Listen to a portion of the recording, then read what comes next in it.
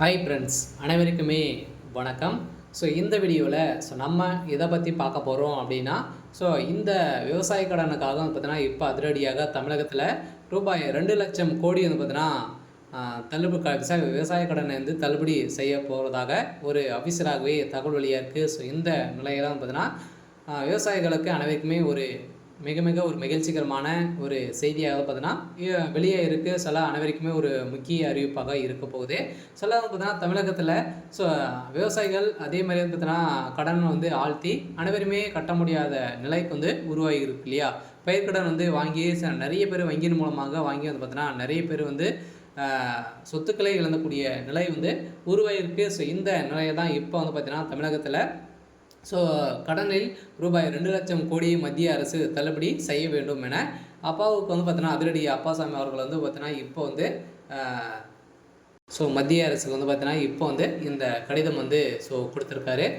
இந்த நிலையில் தான் இந்த தமிழகத்தில் நிறைய தொழிலதிபர்கள் அதே மாதிரி பார்த்தீங்கன்னா விவசாயிகள் நிறைய விதமான கடன்களும் பார்த்தீங்கன்னா தள்ளுபடி இது வரைக்குமே ஓரளவே 2,00,000 கோடிக்கு மேலே நீங்கள் வந்து தள்ளுபடி செய்ய வேண்டும் அப்படின்றத தான் இப்போ வந்து பார்த்தீங்கன்னா நேரில் சென்று இப்போ வந்து ஒரு கடிதம் வந்து கொடுத்துருக்காரு. இதன் சார்பில் நடைபெற்ற பாராட்டு விழாவில் தமிழக சட்டப்பேரவைத் தலைவர் அப்பாவுக்கு உள்ளே கலந்து கொண்டு பேசியிருந்த நிலையில் தான் பார்த்தீங்கன்னா நெல்லை புதை தமிழ் சங்க சார்பில் நடைபெற்ற பாராட்டு விழாவில் தான் இது வந்து இந்த தகவல் வெளியாக இருக்குது. இந்த தகவலின் அடிப்படையில் தொழிலதிபர்களுக்கு ரூபாய் 16,00,000 கோடி வந்து பார்த்தீங்கன்னா கடனை தள்ளுபடி செய்துள்ளது. அதே மாதிரி விவசாய கடனும் தமிழகத்தில் நீங்கள் வந்து தள்ளுபடி செய்ய வேண்டும் அப்படின்றது தான் இப்போ வந்து பார்த்தீங்கன்னா கொடுத்துருக்கக்கூடிய நிலையில் விவசாயிகளுக்கு தள்ளுபடி அறிவிப்பு இன்னும் வந்து பார்த்தீங்கன்னா மே இறுதிக்குள்ளே வரலாம் அப்படின்ற மாதிரி அனைவருக்குமே ஒரு மகிழ்ச்சிகரமான ஒரு தகவலை தான் பார்த்தீங்கன்னா வெளியே இருக்குது. ஏற்கனவே வந்து தமிழகத்தின் கடனில் ரூபாய் 2,00,000 கோடியை தள்ளுபடி செய்ய வேண்டும் என்று தமிழக சட்டப்பேரவை தலைவர் அப்பாவுக்கு கூறியுள்ள நிலையில் உலக நாடுகள் முழுவதுமே 182 இடங்களில் திருவள்ளுவர் சிலைகளை அமைத்து தமிழ்நாடு மொழிக்கு தொண்டாற்றி வரும் சிபிஐ உலக சங்க தலைவர் விசி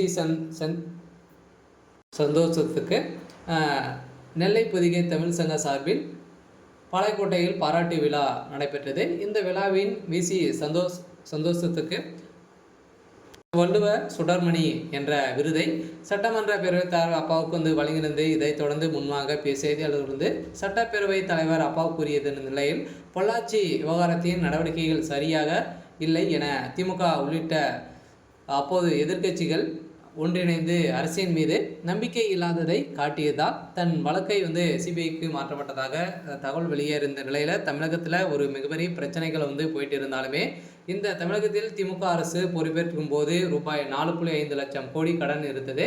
கடன் வாங்குவவர்களுக்கு மத்திய அரசு விதித்துள்ள விதியின் பிரகாரம் தான் தமிழக அரசு கடன் வழங்குகிறது. கடன் வங்கி உள்ள கடமையை அரசு வலுப்படுத்தி இருக்கிறது. இருந்தாலுமே பல்வேறு நலத்திட்டங்களை செயல்படுத்தி தமிழகத்தில் புதிய தொழில் தொடங்குவதால் இந்தியாவிலேயே மாற்ற மாநிலமாக விட தமிழகம் 9.69% வளர்ச்சி அடைந்துள்ளதாக நிதி ஆயோக் கூறியுள்ளது. இருந்தாலுமே கடந்த 4 ஆண்டுகளில் பல்வேறு புதிய திட்டங்கள் தொடங்கியுள்ளது. இருந்தாலுமே பல லட்சம் பேருக்கு வேலைவாய்ப்பும் கிடைத்திருந்தாலுமே இந்த தமிழகத்தில் விவசாய கடனை வந்து தள்ளுபடி செய்யாதது ஒரு மிகப்பெரிய கேள்விக்குறியாகவே இருந்திருக்கு.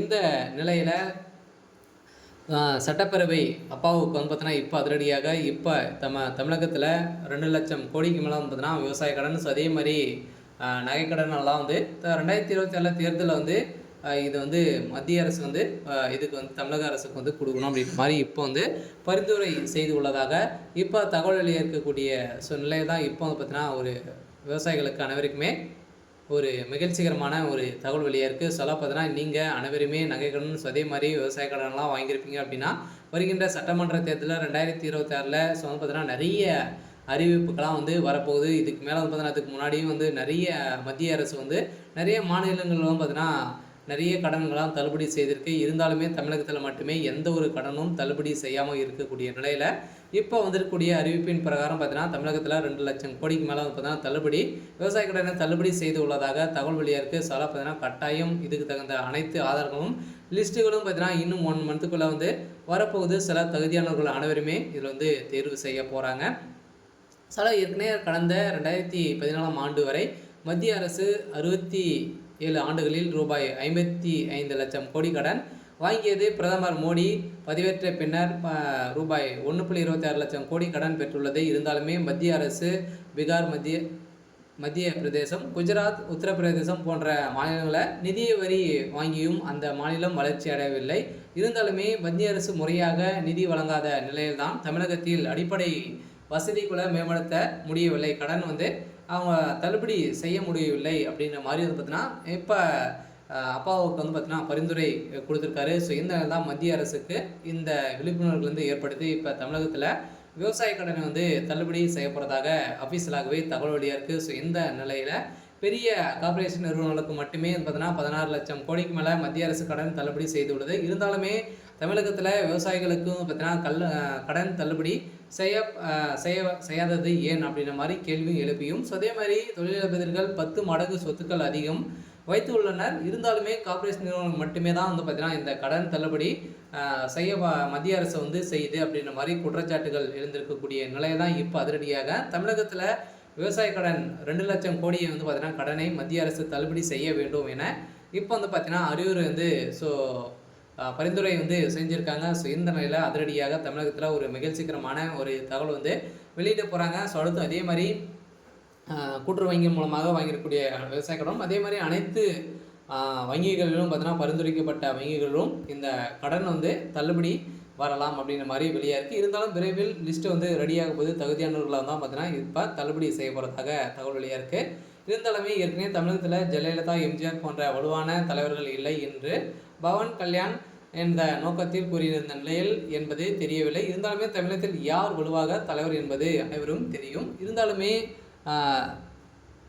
திமுக ஆட்சிக்கு வந்ததிலிருந்தே திமுக ஒரு மிகப்பெரிய கொள்ளையாகவே பார்த்தீங்கன்னா அடித்திருக்கக்கூடிய நிலையில் எக்கச்சக்கமான பணங்களை கொள்ளையெடுத்து இருந்தக்கூடிய நிலையில் தான் விவசாய கடன், அதே மாதிரி நகை கடன் எதுவுமே தள்ளுபடி பார்த்தீங்கன்னா வந்ததுலேருந்தே கொடுக்கல. ஏதோ ஒரு தள்ளுபடி தான் கொடுத்துருந்தாங்க இல்லையா. ஸோ பார்த்தீங்கன்னா விவசாய கடன் அப்படி இல்லை அப்படின்னா நகை கடன் ஏதாச்சும் ஒன்றில் நீங்கள் 5 லட்சத்துக்குள்ளே நீங்கள் பெற்றிருந்தீங்க அப்படின்னா இது ஒன்று மட்டும் தான் தள்ளுபடி அப்படின்றத திமுக அரசு சொல்லியிருந்த நிலையில் இப்போ பார்த்தீங்கன்னா நிறைய விவசாயிகள் இருக்கக்கூடிய நிலை உருவாயிருந்து இதன் அடிப்படையில் தான் இப்போ அதிரடியாக வருகின்ற மே 31க்குள்ளே ஒரு சில பேருக்கெல்லாம் பார்த்தீங்கன்னா விவசாய கடன் தள்ளுபடி செய்ய போகிறாங்க. சில தகுதியானவர்கள் அனைவருமே இது வரப்போகுது. சில குடியரசுத் தலைவர் உச்சநீதிமன்றத்தில் எழுப்பிய 14 கேள்விகள் குறித்து இந்த கேள்வியும் அடிபட்டிருக்கு. சில விரைவில் தமிழகத்துக்கு விவசாய கடன் தள்ளுபடி செய்ய போகிறதாக தகவல் வெளியாக இருக்குது. சில இது மாதிரி பார்த்தீங்கன்னா அறிவிப்புகளை, முக்கியமான நிகழ்வுகள்லாம் பார்த்தீங்கன்னா தெரிஞ்சுக்கணும் அப்படின்னா நம்மளுடைய சேனலை சப்ஸ்கிரைப் பண்ணி வச்சுக்கோங்க. சில நம்ம சேனல் பார்த்தீங்கன்னா அடிக்கடி இது மாதிரி போடுவோம். சரி ஓகே. இன்றைக்கான அப்டேட்